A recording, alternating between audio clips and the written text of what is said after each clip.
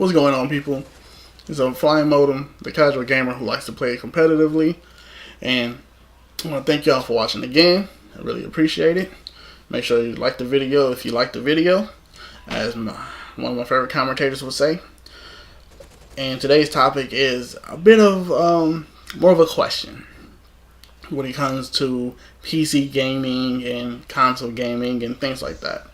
And just some questions I have. Maybe some of you can answer them for me, or I can just get a better understanding of these things. So, as it goes, console and PCs, laptops, whatever, these, let's say, tools that we use to play video games, they all have a lot in common. Basically, their hardware is what they have most in common. They have RAM, CPUs, graphics, disk readers, stuff like that, connect to the internet, whatever. So, my thing is, people say PC gaming is better. And they say that these next gen, which is current gen, I don't know why people are still calling them next gen, but these current gen consoles aren't going to stack up to par with, these PCs, and they're saying PC is always going to be ahead. And I just don't understand that, because these gaming consoles have crazy specs. Both consoles has 8 gigs of RAM, I think 8 core CPUs or something like that. Just these crazy specs. And when I look back, I did some research. I look back at the PS3 and Xbox 360 and their specs. The Xbox and the PS3 both had 512 megabytes of RAM. And 256 went to the CPU and 256 went to the GPU, basically. And that varies between the consoles, but basically they only have 512 megabytes of RAM to share between the GPU and the CPU. So the Xbox One and the PS4 have 16 times as much RAM, a way better APU, which is a CPU and GPU combined, and they just have way better things.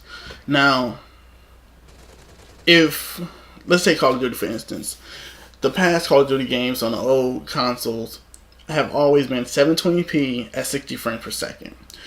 Why can't these new consoles do 1080p at 60 frames per second?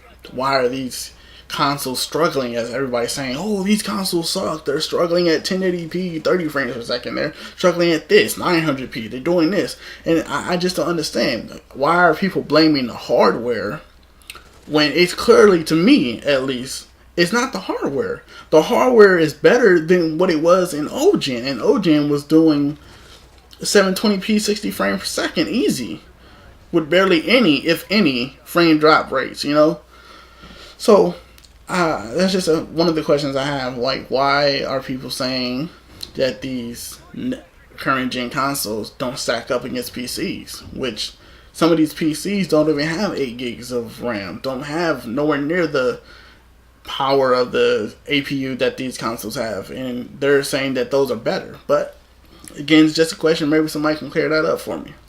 Now, another question I have is, what's the biggest difference between a PC and a console? To me, I think a console is better. It makes for better games. You know exactly what every user is going to have.